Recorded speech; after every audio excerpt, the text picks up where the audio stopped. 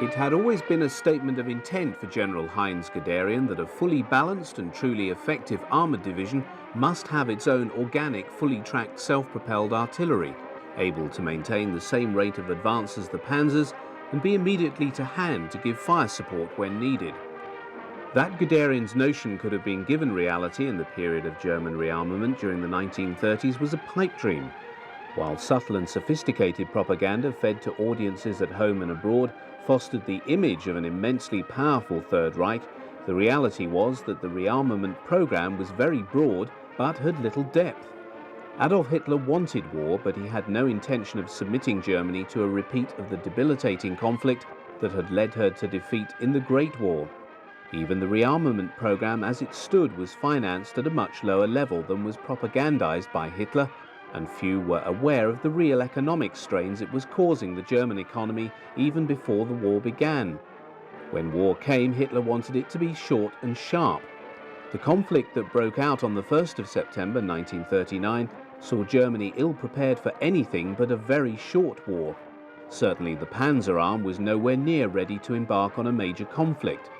The medium tanks on which the basis of the war-making potential of the new Panzer Arm were based were only just coming off the production line. Output of panzers was low and was to remain so for some years after war began. At this stage, there was no way that the German panzer divisions could expect to be equipped with their own tracked artillery when the tanks they were meant to support had yet to be produced in adequate numbers. This unpreparedness was mirrored in the lorry supply. By the onset of Barbarossa, transport detachments were driving vehicles trawled from the inventory of every country that Germany had conquered. But nowhere was the facade of modernity better seen for what it was than in the artillery. While a small number of artillery pieces employed in direct support of the fast-moving panzer divisions were towed by half-track, by far and away the majority of the army's artillery was pulled by horses. 3 million horses went into Russia with the German army.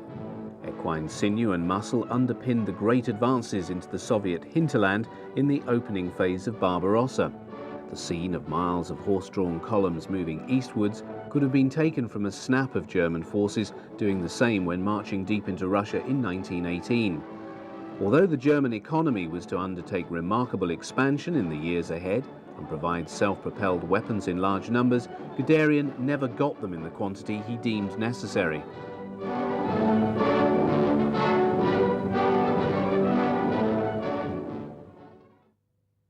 The very first Panzerjäger, a class of lightly armoured self-propelled anti-tank guns mounted on a tank chassis, employed the Panzer 1B. First appearing in 1940, it was built around the former Czech 47mm anti-tank gun, which had both a higher muzzle velocity and a heavier weight of shot than the Germans' own Pak-36. 86 rounds of ammunition was carried. Armour protection for the crew of 3 was minimal. The open-topped and opened-back superstructure mounted just 14.5mm on the gun shield. 202 were converted by Daimler-Benz and Skoda, with production ending in February 1941. Most were employed after 1941 in Russia. A small number of Panzerjäger 1s served in North Africa. Battalion 605, comprising 3 companies, was shipped to Libya in early 1941. This unit participated in all the major battles in the Western Desert through to El Alamein. In late 1940, the same gun was ordered to be mounted on captured French Renault R35 chassis as a replacement for the Panzer I. It saw service mainly in the Normandy campaign. Surviving Panzerjäger 1Bs withdrawn from service in 1943 ended their days in training establishments. Significantly, it was another foreign weapon that was mounted on the next Panzerjägers. It was to prove most fortuitous for the German army that they captured many excellent Soviet 76mm anti-tank guns in 1941. The encounter with new Soviet tanks early in the Russian campaign was a shock to the German army. Intelligence had given no intimation of the existence of the KV-1 or KV-2. Only the proficiency of their military technique compensated the Germans for the technical superiority of these new machines. It was, however, T-34 medium tank that caused the greatest alarm, for it represented a quantum leap in tank design. For German infantry forced to combat these formidable machines, the impotence of the standard 37mm Pak-36 anti-tank gun, already demonstrated in the French campaign, now received more telling confirmation in Russia.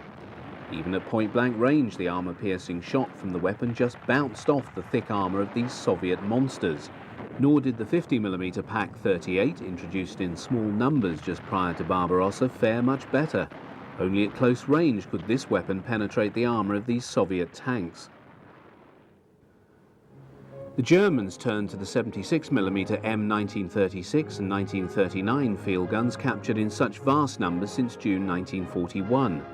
Rechambered to accept the ammunition of the Pak-40 75mm anti-tank gun, which was rushed into service before the end of 1941, the rechristened Pak-36-39 saw service with the German army until the end of the war.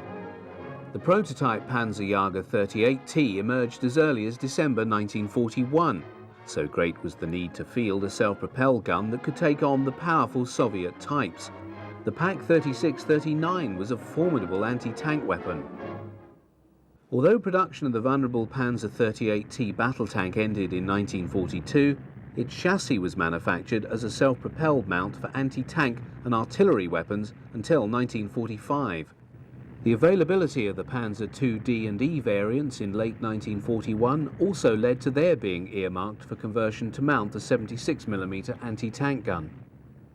Surprisingly, the first Panzerjäger 38Ts, known as the Marder III, did not receive their baptism of fire in Russia, but with the Afrika Korps. But whether operating in the desert or on the steppes of Russia, the new vehicle was clearly a stopgap design, no matter how desperately needed.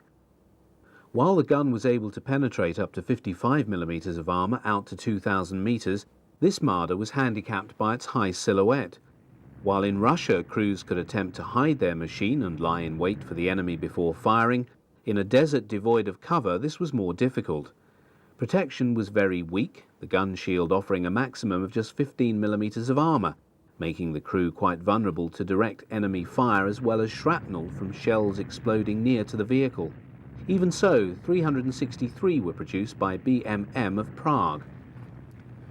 The cumbersome appearance of the conversion of the Panzer II-D into Marder II indicates the urgency with which the 201 produced between April and June 1942 were needed at the front. The Panzerjäger II-D was first seen on newsreel when the tank hunting battalion of the rested and rebuilt 1st Waffen-SS Division, Leibstandarte Adolf Hitler, paraded through Paris along the Champs-Élysées, with other detachments in the formation in July 1942. All wear the standard overall colour of very dark grey.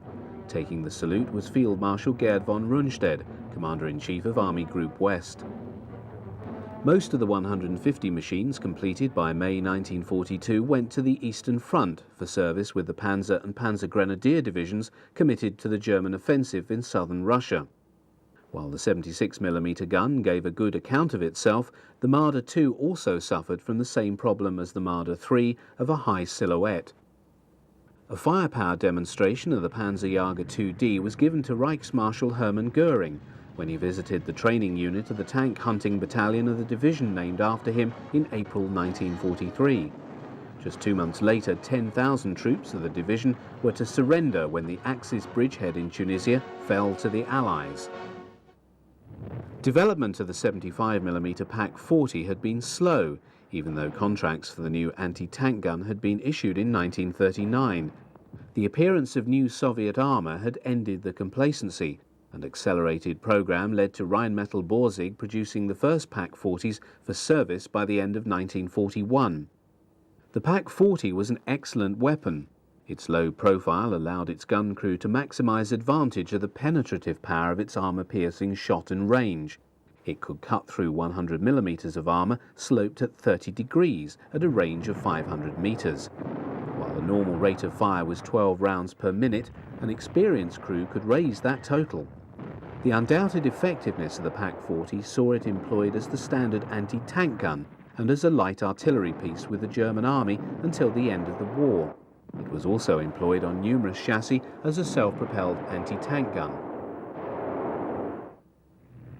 In June 1942, Farmo, Mann and Daimler-Benz had been instructed to divert 75% of their Panzer II production so that the chassis could be employed as the basis of a new Panzerjäger mounting the 75mm anti-tank gun.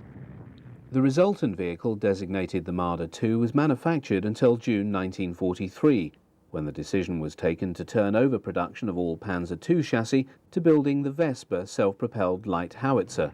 By then, 651 Marder IIs had been produced, employing new build and converted early model Panzer IIs returned to Germany. The Marder II had the by now standard Panzerjäger open-topped configuration, with light armour mounted to the front and sides of the gun compartment. While issued to self-propelled Panzerjäger battalions, many Marder IIs were also used by paratroop units, who, after the high losses in the invasion of Crete, Hitler ordered employed as ground troops. Although serving on all fronts to war's end, the bulk were employed in Russia, where they took a heavy toll of Soviet armour. The reach of the Pak-40 enabled the crew to take out most Russian tanks. With the onset of winter, whitewash was applied to aid concealment of the vehicle as it moved across the wide open steppes. Serving alongside Marder IIs of the SS Panzer Corps in February and March 1943 are mid-production Marder IIIs on the Panzer 38T chassis mounting the 75mm Pak-40, which first left the production line at BMM of Prague in October 1942. Replacing the original Soviet gun Marder III, the new model employed a redesigned lower fighting compartment to house the German Pak-40 anti-tank gun, of which 417 were manufactured. The Marder IIIs of the Leibstandarte Adolf Hitler are fighting in the suburbs of the city of Kharkov, the scene of a major battle between the troops of the SS Panzer Corps and those of the Soviet Voronezh front in early March 1943. Marder IIIs saw heavy action throughout 1943. That illustrated here, serving with the Panzerjäger Battalion of the 3rd SS Panzer Grenadier Division Totenkopf at the Battle of Kursk in July. Mid-production Marder IIIs were also extensively employed in the Panzerjäger battalions of Army and Luftwaffe field divisions, serving as far afield as Russia through to Italy. Operation Axis, the long-prepared German contingency plan for the occupation of Italy, took place in September 1943. Among the forces streaming across the mountains into northern Italy was this contingent of late-production Marder IIIs.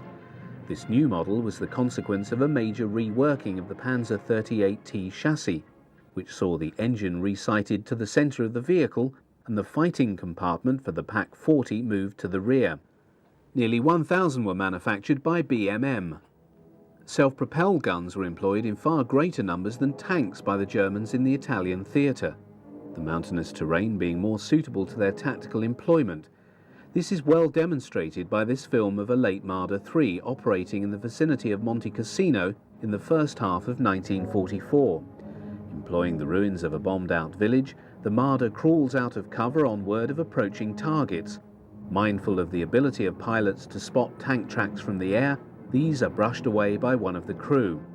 The Marder moves to a firing position on the edge of the village, giving it a superb vantage point over the valley below. With the enemy targeted, the gunner loads the armour-piercing Panzer Grenade 40 ammunition. After a couple of shots, the Marder scuttles back to its hide before its position can be bracketed by artillery or targeted by enemy aircraft. Late model Marder IIIs saw extensive employment in Normandy from the 6th of June onwards. In common with all German military vehicles in the theatre, extensive camouflage was vital if they were to survive the attentions of Allied fighter bombers.